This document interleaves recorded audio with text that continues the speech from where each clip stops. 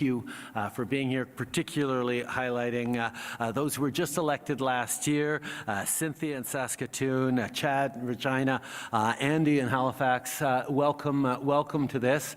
I've been coming to Big City Mayor Caucus for 10, 11 years now, and this is a really important forum for leadership that is truly national. The impact that the big city mayors have on the lives of Canadians in so many ways cannot be overstated, and the opportunity to sit down with you is a foundational responsibility for any Prime Minister, and I'm so glad to have spent as much time as we have doing really important work. Thank you for the critical work you do to deliver for Canadians day in and day out, everything from keeping our streets safe to providing services like transit everyone depends on, to turn housing units into homes and neighborhoods into communities.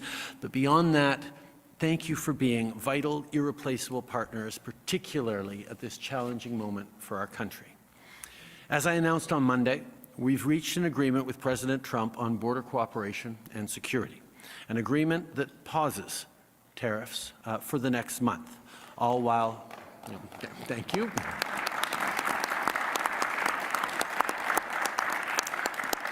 Of course, we will and have committed to jointly tackling the scourge that is fentanyl through the launch of a Canada-US joint strike force, through the appointment of a fentanyl czar here in Canada, but also through the continued implementation of our ambitious $1.3 billion border plan.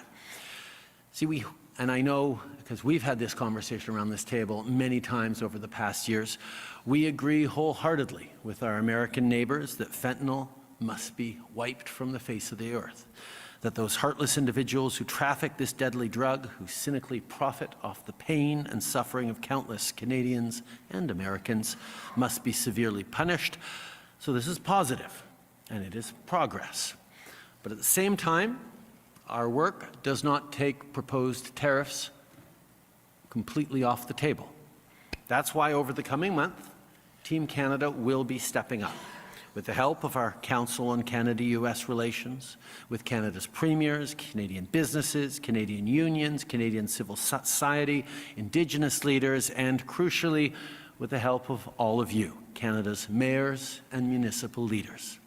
We will be engaging closely with the U.S. administration to underscore why tariffs hurt us all, and explain that the better path forward for our two countries, the only path for the United States to usher in the new golden age that President Trump desires, is to partner with Canada, not to punish us.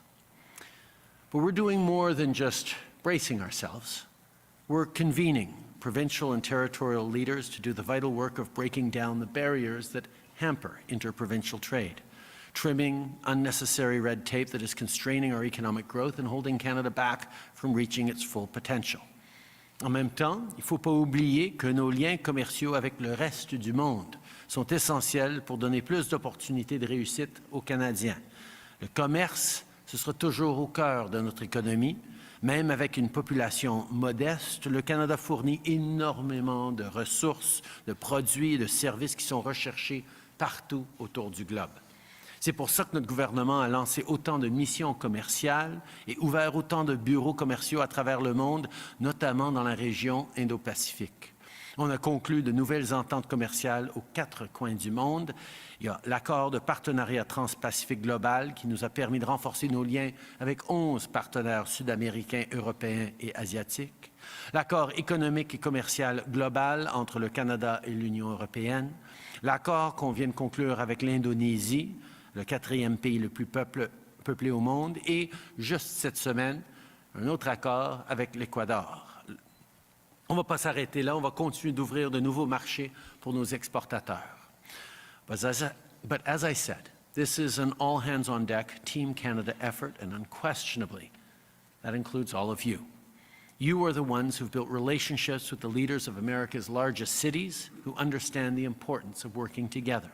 You are the ones who decide whether your lucrative procurement contract goes to a firm in Moose Jaw or Montana. You are the ones who put local diplomacy in action making it clear that Canada is a friend and an ally, and that tariffs would harm American cities first and foremost. À chaque jour, vous travaillez de près avec nos provinces et territoires. Vous êtes bien placés pour parler de l'importance du commerce interprovincial pour vos économies locales, leur rappeler l'importance de créer de nouvelles opportunités et de bons emplois pour les résidents de vos villes. And you are the ones closest to your communities. You know your local industries and your local business owners.